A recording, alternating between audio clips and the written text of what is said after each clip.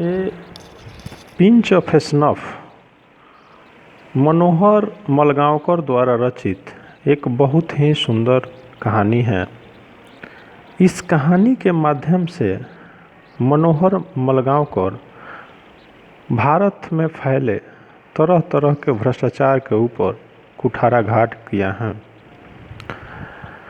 इस पाठ में हम देखते हैं कि नानू काका नाम का एक कैरेक्टर है जिनका भांजा दिल्ली में आईएएस ऑफिसर हैं और वो अपनी माँ के साथ दिल्ली में रहता है। नानू काका उससे मिलने के लिए दिल्ली आते हैं और पूछने पर बताते हैं कि उनका उद्देश्य 2 मंत्री से मिलना है और 1-2 दिन में वह मिल लेंगे। भांजा जो कि एक पढ़ा लिखा इंसान है, आईएएस ऑफिसर है, वह कहता है कि भगवान से मिलना आसान है लेकिन भारत में मिनिस्टर से मिलना मुश्किल है। इस बात को चैलेंज के रूप में नानू काका ले करके और नॉर्थ ब्लॉक जाते हैं जो कि दिल्ली में सेक्रेटारिएट है और वहाँ पर बड़े ही दुखी होकर लौटते हैं। रास्ते में रति नाम का एक आईएएस ऑफिसर दिखाई देता है जो कि इनके भांजे का दोस्त है। वह पता चलता है कि उसके पिताजी पार्टी के बॉस हैं दिल्ली में।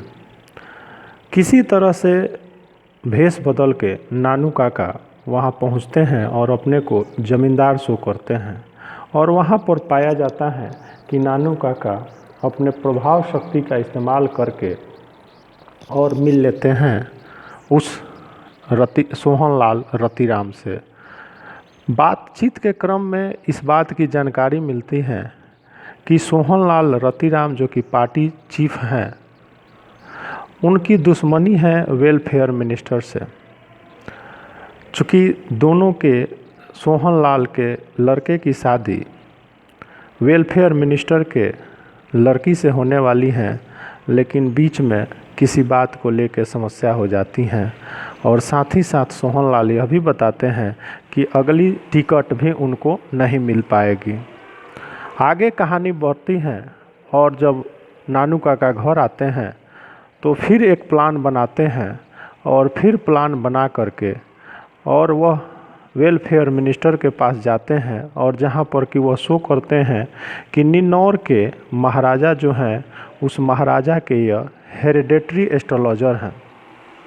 उसके बाद से हम पाते हैं कि वहां उनके विजिटर्स बुक पर लिख देते हैं और चले आते हैं। यहाँ आने के बाद हम देखते हैं कि जैसे ही नानू काका अपने भांजे के घर पर आते हैं, वेलफेयर मिनिस्टर ठीक उनके पीछे पहुंचते हैं। दोनों में दुआ सलाम होती है और वेलफेयर मिनिस्टर चले जाते हैं। इसके बाद यह सोचते हैं आईएएस ऑफिसर कि अब क्या होगा, लेकिन उपरोक्त घटनाओं के आधार पर यह बात सिद्ध हो जाती है कि अब नानू काका चाहे परिस्थिति जैसी भी हो उसको मैनेज कर लेंगे और आईएएस ऑफिसर यह सोचते हैं कि जो आने वाली समस्या है उसका भी सामना नानू काका आसानी से कर लेंगे। तो इस पूरे कहानी में हम यह पता करते हैं या बताया जाता है कि किस तरह से आदमी बाहरी आडंबर दिखा करके और किसी को भी ठग सकता है और कुछ लोग इस कार्य में माहिर हैं और जो जेन्युइन लोग हैं, जो वास्तविक लोग हैं, उनको काम कराने में काफ़ी कष्ट हो रहा है। तो भारत के ऊपर यह बहुत बड़ा कुठाराघात है कि जो नेता जनसेवा के लिए आए हैं उनका पूरा का पूरा काम अपने बाल बच्चे पति पत्नी पर ही आश्रित हैं। देश सेवा उनके लिए प्रथम कार्य नहीं रह गया है। तो इस कहानी में रेलवे में भ्रष्टाचार, पार्टी में भ्रष्टाचार, नेताओं में भ्रष्टाचार किस तरह से हैं, इसका बड़ा ही जीवंत चित्रण नानू काका के माध्यम से मनोहर मलगांवकर ने किया है। उम्मीद है इस कहानी को आप लोग समझ गए होंगे। अगले कहानी में मैं फिर आपको एक नई बात बताऊंगा। Okay, bye.